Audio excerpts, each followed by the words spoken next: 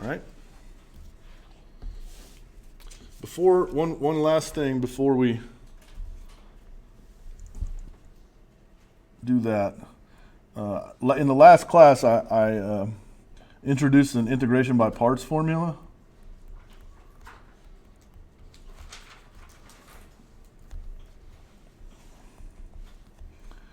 And so I just want to revisit that here. I mean, I think I mentioned, so I saw some strange stares. So the formula I introduced was if you have an integral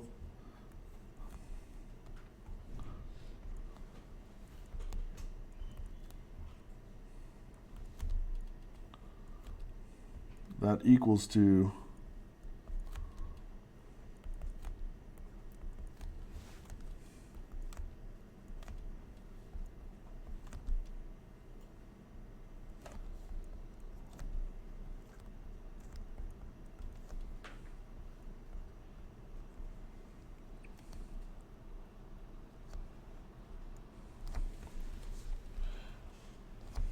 that. Just in case you don't remember this or where it came from, we can establish it pretty easily.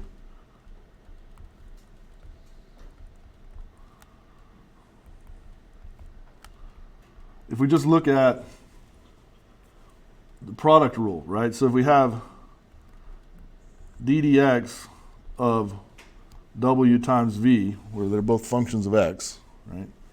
We would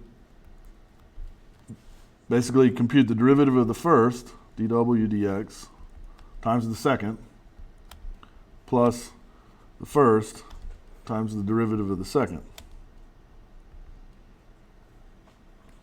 Right? Or we can just rearrange this equation to get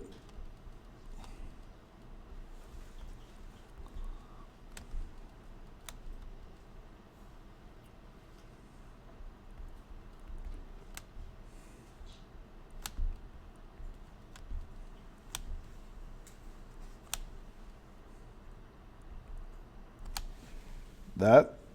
And then if we just integrate over the bounds a to b, then we get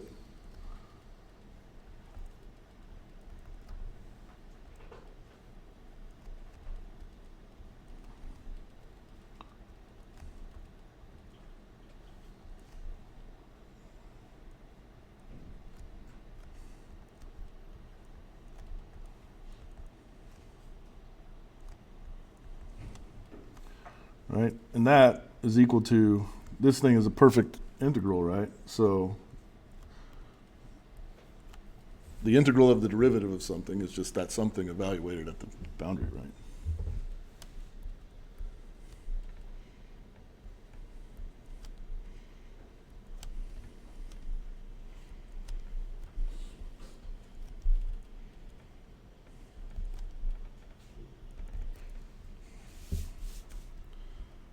So that's the integration by parts rule in one dimension.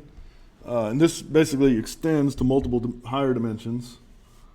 So if we have now, I'll just say in higher dimensions, gosh.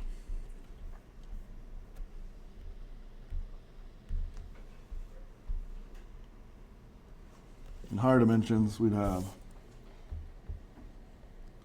the integral over some domain u times the divergence of f dv. That's going to be equal to the negative of the integral of that domain f times the divergence or the gradient of u dv plus surface integral, so over the boundary of omega,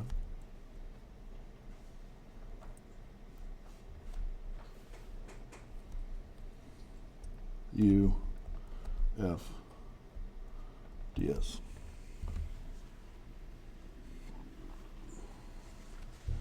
So these integration by parts formulas are useful when you have like the derivative or the gradient of something, and you want to shift that operator onto the term next to it, right?